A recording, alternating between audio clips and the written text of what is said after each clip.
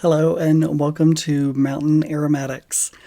I am going to start a series. I'm just going to do a series on fixatives. It is just amazing how many people ask about fixatives. So I'm just going to do a series on fixatives. And this is actually kind of bigger than I thought because there are a lot of fixatives that are just musk. But my first of the series, I'm going to do the non-musk fixatives. So I'm going to start with fixatives for the florals. And the first one I have, it doesn't mean it only goes into floral perfumes, fragrances, those types of formulas, because some of these can fit into citruses as well, depending on their formula. So the first one, I'm going to do two today. The first one is phenylethyl salicylate. It is a white crystal, and you dilute that down to a 20%, and it almost has 0 scent. And a lot of times when you hear salicylate, you might think green and other types of things, orchid, whatever. This is actually not like that. This one, so I have it 20%. I did it probably 20 minutes ago on the test strip. This one, I'm telling you, is not going to change the fragrance of your formula. So to me, this is an incredible fixative because this one is a worker material. I feel like I'm the only one who ever uses that word, a worker material, but this does work. And so that's primarily for me what it does. It doesn't change. If you put it in your formula, you're just not going to smell it. It's just not there. It's almost imperceptible. In fact, let me just tell you about it, and then I'll tell you some other things about it. So it's 232 hours on the test strip in the 20%. It is only restricted to 12%. It is a fixative blender. That's its work. And if you have to give it an aroma, it's like balsamic.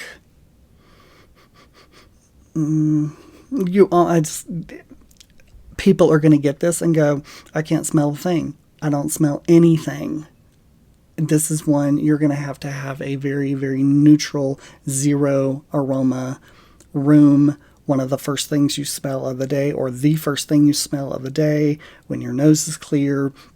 And the other thing you can do is on a warm day, take this outside and in the sun where it gets a little bit of heat on it and smell. But it's just, here's what it says, but I promise you, you're not going to smell these notes very well. They're going to be faint. But so super mild, sweet, balsamic, pink floral, carnation, rose, hyacinth. If anything, it's like a balsamic pink floral that is almost non-detectable. And that is actually why this material is so amazing. I will say there are good grades of this, and then there are not so good grades of this. So if it is a cheap grade, it'll be an off phenolic smell. But I know IFF makes it, so if you get it from IFF, it will be fine. It will be fine. But you're gonna make it to your 20%, and you're gonna be like, oh yay! Don't be excited because of the aroma, because it's just not going to be there. But it is a fixative, and for me, because it doesn't smell, that is actually why I like it so much. And it is absolutely a worker material fixative blender. So it's really awesome. Phenylethyl salicylate. The next one is quite the opposite, where it absolutely is going to affect your fragrance. This one is alpha ionone white coir. I always say that wrong. COEUR. Coer. Anyway, alpha ionone white coer. COEUR. This you need to bring to a 10% solution, and that is if you use most of your stuff at 100%. If you don't, you need to bring it to a 1%.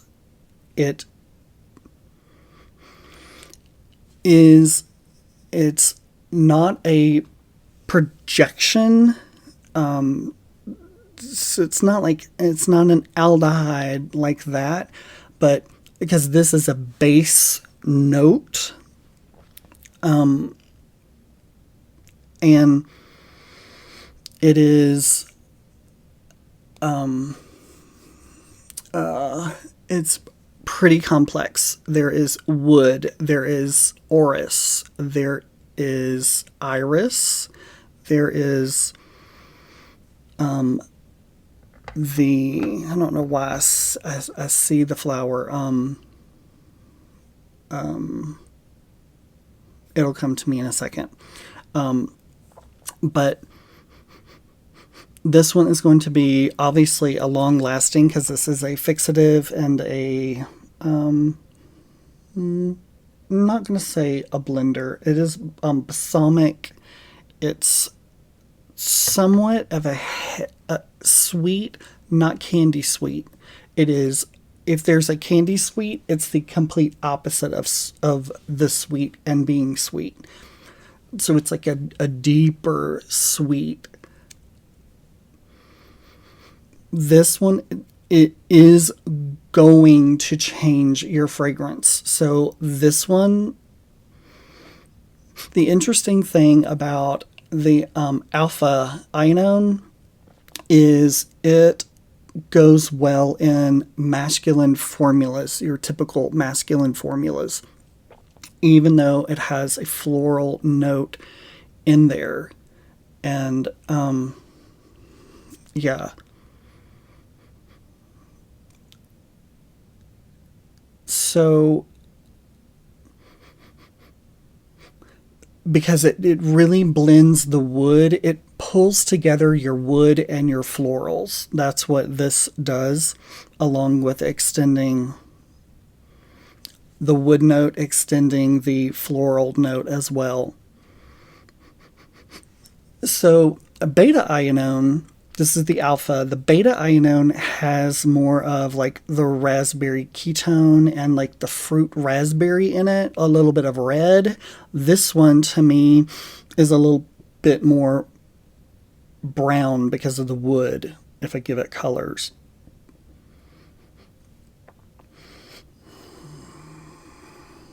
I'm not going to say green. This is warm, where the beta ionone is a little bit brighter and I guess cooler. This one is warmer. This is a warm, very complex,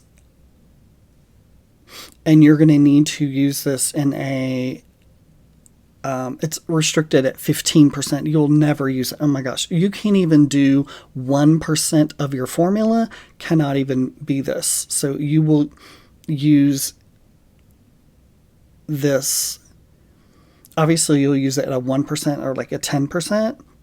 And if you used it at a 10%, it could be like 0.5 of your formula.